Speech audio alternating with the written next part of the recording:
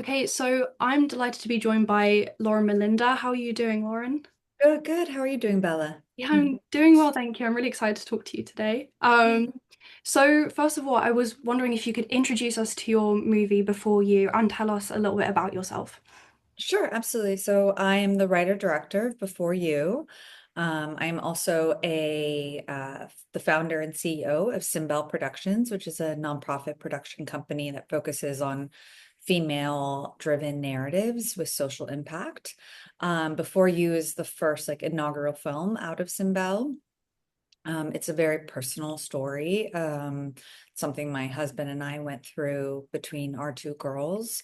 It's about a couple kind of experiencing the loss of a pregnancy through abortion and kind of the internal experience, mostly through the female perspective, but very much still including kind of the relationship as a center of the film. And yeah, so it's been wonderful. We collaborate with Planned Parenthood on the Mhm. film. We've shown it around the country in some really important states that actually have put a lot of restrictions or full restrictions on abortion. So it's really opened up the conversation. And yeah, now we're running an Oscar campaign to hopefully kind of expand the conversation and community. And yeah, that's and it's starring Tala Ash and Adam Rodriguez, who have just been so wonderful to work with. And yeah, I'm excited to be here to talk to you about it. Yeah, great. I was actually going to ask you about sort of campaigning for films because I think you're from my research you're used to that because I know you have put forward films for the Venice Film Festival. So I was wondering what kind of a campaign for an award ceremony kind of looks like, really, because it must be Well, very exciting for you. yeah, so the Oscars, I think, is a whole nother beast, you know. Yeah. So so and we actually so I think you're referring to Familiar Touch. Mhm.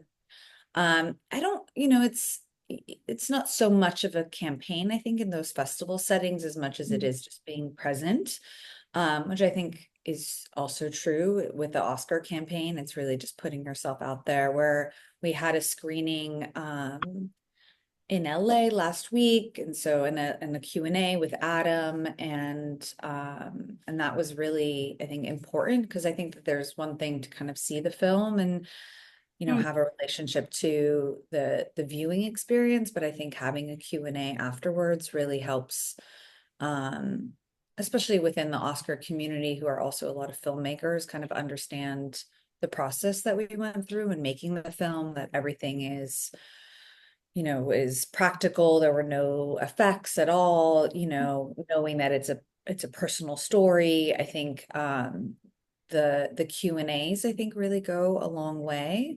Yeah. I'm in New York now because we're doing a screening at Metrograph on Thursday, and also doing a Q&A there. So I think, yeah, I think it's really just about, again, inviting people in to just have conversation, to Mm. see what the film sparks, and hopefully, it resonates with enough people that they vote for you, So I think showing up, I think that's probably, just the biggest thing, and being Yeah. passionate about the work, you Yeah, know. that makes a lot of sense. I think that can often be the driving force for people to have these conversations and vote for it and things like that. I was actually going to ask you, although you kind of touched on this already, about your collaboration with Planned Parenthood. I mean, it's such an important thing right now with it being defunded in America.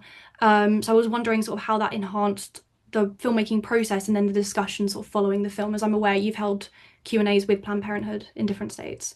Yes, absolutely. So I think it really started with my relationship with Karen Spruik, who runs kind of media and entertainment Mm. portion of Planned Parenthood, and showing her the film and having conversation and seeing ways in which I think Planned Parenthood could come on to help support the film, um, both in terms of just making sure that we are, you know, the the landscape around abortion is so tenuous. It's very, it's I'd like to say it's a bit of a landmine. So I think also having Planned Parenthood support in terms of a lot of the making sure the language that we're using around the film is Mm, accurate, that we're being, because I think they hold such a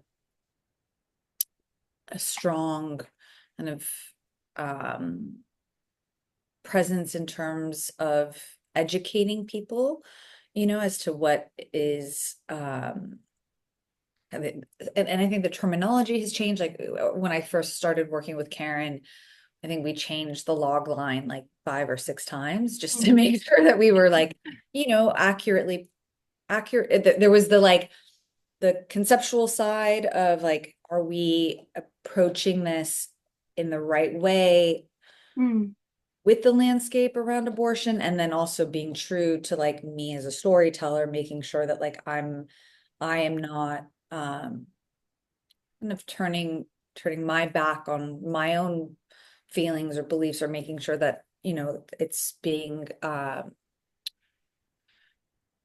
present in that language, so I think there was just some interesting conversations that we had there. And then once mm. we started playing festivals, we uh one of our first festivals was in St. Louis, which at the time had a very restrictive um, laws around abortion. This Mm. was when we got in, it was right before the election. When we played the film, it was right after, but we had Planned Yeah. Parenthood and a couple other organizations from the state come, and it was just wonderful to be able to talk at a local level as well, because I think Mm. that's really where the social impact could come in and kind of help discuss kind of what is happening on the ground there in Yeah. terms of access.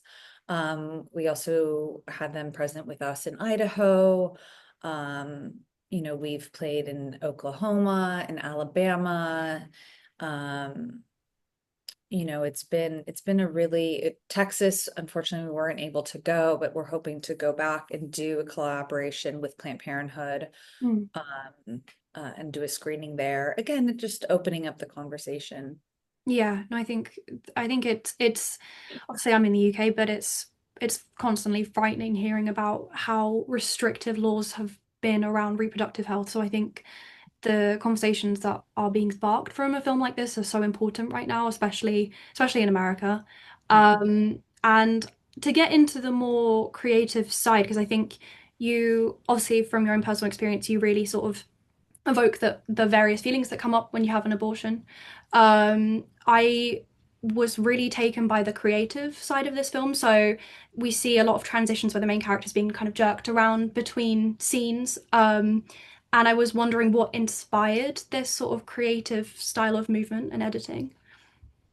Yeah, so I think it was very important to me to just be truthful in my my own experience of kind of what it felt like. And then, I have a background in art, and so I think starting out really in photography, moving into video installation, and then experimental film.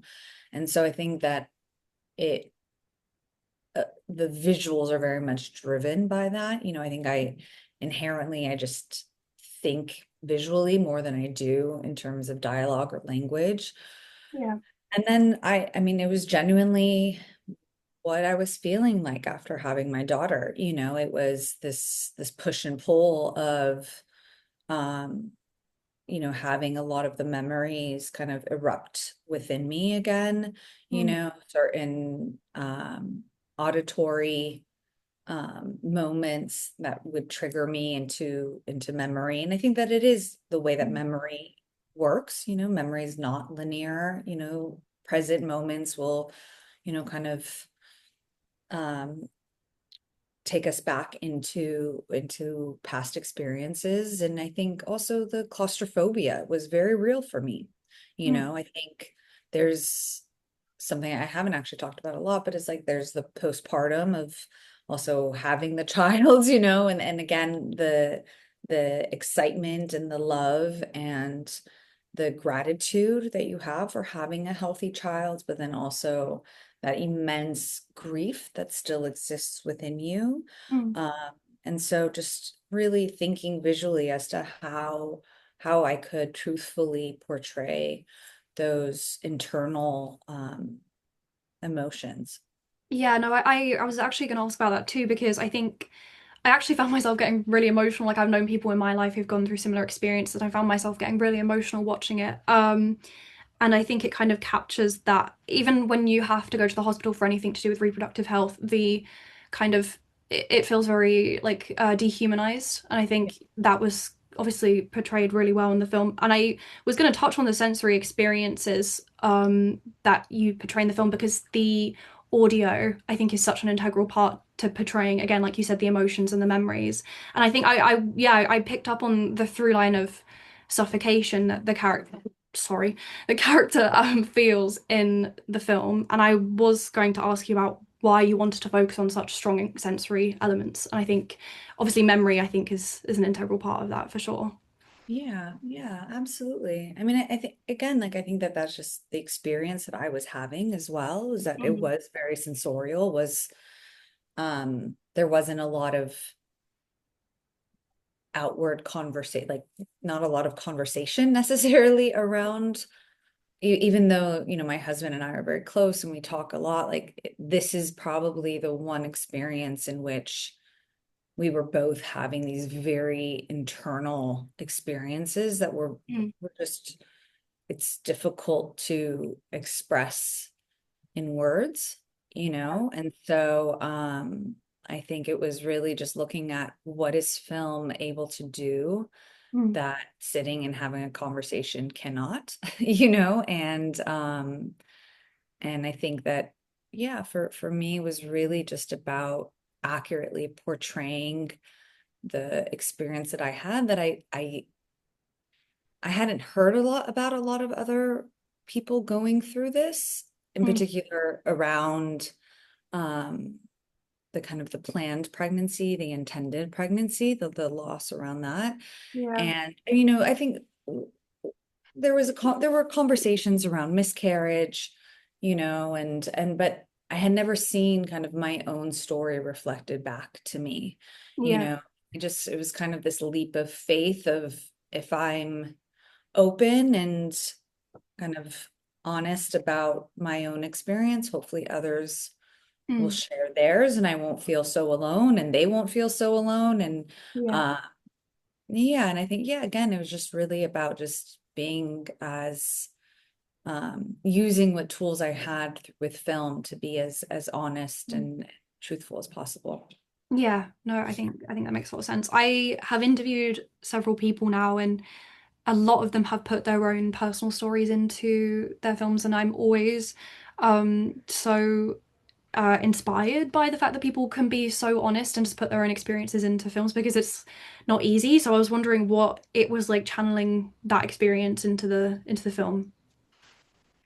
I mean, I think throughout the experience, it shifts. You know, I Mm. think um, the writing process was, it felt necessary. It felt like it was something that had to kind of come out. I wasn't sure if I would ever actually film the short, you know, kind of existed in this, you know, on somewhere on my desk, but wasn't really like a priority, you know. And then when Roe versus Wade was overturned, I realized like this, no, this is something that I need to share. I need to create community around this. There are other men and women who have experienced the same thing and feel very alone and feel very shamed Mm. and feel there's such a terrible kind of sense of, yeah, of shame, that when the country that you live in is telling you that what you're doing is wrong. You know, it's a very, because Mm. it goes for, it's already so intense internally, and then to have this external pressure as well, Yeah. it kind of shifted things for me and made me you know, want to put it out into the world and see kind of what would happen with it. And and then filming it, obviously, there are these some moments where we're incredibly joyful. And I think the moments like for them walking down in the hallway, it was very difficult for me, because I think it felt the most realistic. It felt the most um visceral, and so I think that, there were definitely hours on set where I was like, "Oh, what did I do?" But at the end of the day, I just was trusting that this was going to be an important film and that Mm, hopefully it would change people's minds, would, help support those who need it. yeah. And it's been incredible. I mean, showing it at festivals and having people come up to me afterwards, and whether they're sharing their own story or just thanking me for the, what they're calling bravery. Yeah, so I think it's constantly in flux. Yeah, no, that I think that makes a lot of sense. I mean, it's such a contentious topic when it shouldn't be, I think, in the world at the moment. And I think um, it is brave being able to share your story and, a traumatic experience in a way that is so creative and so and so well conceived. I think it's really amazing. I was actually going to ask about the fact that you wanted to make this sort of as non-political as possible, which I absolutely admire because right now, being a woman and having reproductive rights is a politicized thing when it shouldn't be. Yeah. And I was wondering how important it was for you to make this a human story and not about like cold, hard facts. Yeah, absolutely. I mean, I think the last thing I wanted to do was make a PSA. Yeah. I mean, I think it was really important to me that, as you mentioned, that, humanizing the experience of abortion Yeah. when it is so often politicized, because it is a human experience. This is something that, this is not a something that's on a ballot that, you can, again, it's not it's really isn't a conversation. It's healthcare, it's our body, it's I was having a conversation with my 8-year-old daughter and, kind of explaining to her what abortion is. Obviously, I did not expect to kind of have that conversation with an 8-year-old, Mm. but, because of the film and what she's been hearing, she asked, and I wanted to be honest with her. And she said to me, she's like, "But Mama, I don't understand. Why would anybody tell Mm. somebody else that they can't do something with their body?" She's like, Yeah. and I'm like, this is incredible. You're 8 and it's so simple. It's so simple. You understand just so clearly that this is the our own body, our own, you know, choice to be Yeah. able to make a decision for yourself. Nobody's telling you you can't have heart surgery. Nobody's telling you you can't, if it's Mm. necessary, if it's going to save your life. Like, why make this so politicized? So I think for me, it was so much about shifting the conversation to the emotional experience. Mm. And because I think also understanding that when you do approach something so directly in this political way, people automatically will put their hands up. They'll automatically say, "I'm not interested," and I think that hopefully this film um, can open up conversation. And I think it has. I've seen it even with friends and their parents, being able to kind of show another side of the coin, and so that there can be just a little bit more empathy around the subject. Yeah, I think that really nicely leads on to what else I was going to ask. I was wondering what the ideal kind of conversation you want people to have after coming out of watching this film, because I think there are so many things that can be said. So I was wondering what is the best for you? Yeah, I mean, I think what has been really incredible is to see the people who have kind of lived in silence for so long Mm. come up and share their stories and feel feel seen and feel that they're valued and that their story matters. I think that Yeah. that's really been so, to me, that's just what makes this all incredibly worthwhile is those intimate conversations that I've been able to have with people. Mm, Uh, even, I mean, even I've had people come up to me prior and say, why would you make a film about abortion? You know, like my child has disabilities, you know, if I had an abortion, they wouldn't be here, you know, and just coming at me with this um a bit of anger around like, why would you make a film like this? And then after seeing the film, their hearts are so open. Their hearts, they, you know, this one woman in particular came and said, "Can I hug you? You mm, know, you're like, I'm sorry that you went through this, but you know, thank you for sharing your story." And I'm mm, like, oh, you know, like, you know, wow, within 15 minutes, this mm. woman went from kind of, you know, in a sense, attacking me to truly embracing me, you Yeah. know? And I think that that's, you know, that to me, I was like, okay, that's the power of film, and that's the power of sharing our, you know, of being honest and sharing our stories. And Mm. um yeah, so I think just yeah, allowing those who need it to really be seen and feel less alone is truly um it's something that I've been incredibly grateful for.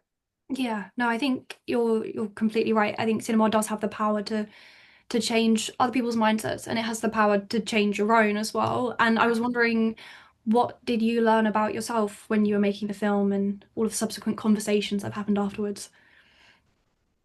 Um, it's a very good question. I appreciate it. I haven't been asked that yet. Hmm. Um, It's a big question. it's a big question, you know. So I I mean, and maybe because I am a very honest. I was saying at our last screening, I'm like, I'm a truth teller. My family's so mad at me for being so truthful, but I can't help it, you know? You know, so um it's been I think probably the most unexpected um lesson has been learning how I can tolerate and get through some of the most something that I never thought I could. Do you know what I mean? Like something just like how much strength my husband and I have together, how much I have in on my own, and that we can, yeah, get through difficult situations and Mm, um as artists kind of use that to help others as well, you know, if I'm being clear. Yeah, I think, you know, I'm I'm currently pregnant right now. oh wow, congratulations. So thank you. With my third, and it was unexpected, Mm, but I mean, unexpected to me, not to my husband. He's the important one.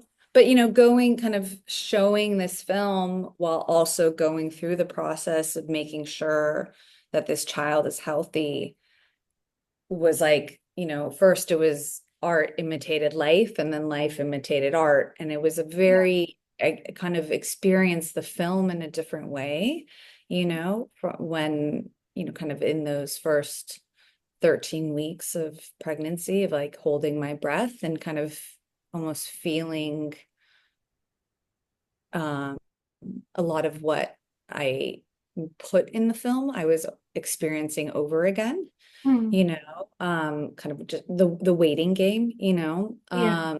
And so yeah, I think the film also did in those moments of like, how am I gonna get through this? It was like you did it before, you know, you've now met an incredible community of other men and women who have been through this. Mm, And God forbid if it goes that direction, you have them, you know, and I yeah. think that there was something really beautiful in all of that. Luckily we're on the other side and this kid is coming, and so everything is healthy, knock on wood. But it was a bizarre experience. See, I Yeah. gave you more information than you asked for, but Okay. No, I no. thank you for sharing that with me. No, no, no, of course. Yeah. I was Yeah, no. like, who would have thought, like, pregnant, pushing an abortion film? Why not, right? No, I think it shows you that, it's one of those things that you can go through that's very cathartic where you suddenly go like, yeah, I do have the tools to go Yeah. through that if it happens because I've done it before. But um I think, yeah, no, that is absolutely incredible to be able to kind of almost have to relive that and talk about it with so many people. I Yeah. think that's a really, really incredible thing. And I'm one of three. So like Okay. I totally feel that. Yeah, me too. Me too. So my husband was always like, "You have to have a third. You're the third." And I'm It makes like, sense. "Okay, yeah." No, it's good. We're very Yeah. excited. That's amazing. And the final question I have for you is just what's next for you now? Obviously a Besides child, the but baby, yeah. yeah. Besides Um, that, yeah. so, we're doing a lot with Simbel and very excited Mm. about that. So, obviously we hope to be shortlisted and to Yeah, continue the conversation. And even if not, we're going to continue the social impact campaign, taking it to universities. yeah, As I mentioned, I really want to go to Texas and Florida and have conversation around it. yeah. I am also writing a feature film, so the hope is to kind of get that up and running, by 2027. Mm, Um, and yeah, and just again, like creating the community through Symbel has been really, really wonderful. mm, Um, we've met some incredible filmmakers and being able to support them and create conversation and help, you know, them with any tools that they need. But it's, yeah, I mean, a lot and good things and I told my husband, I was like, so you're a Mr. Mom this time, right? I was like, we gotta but no, it's yeah, a lot of really exciting things and mm. yeah, I think it'll be a good year. It'll be a Yeah. good, yeah. No, I think that's all incredible, and I absolutely wish the best for your Oscar campaign and for all the discussions that are going to go ahead. And thank you so much for talking to me today. Thank you, Bella. I really appreciate it. Thank you.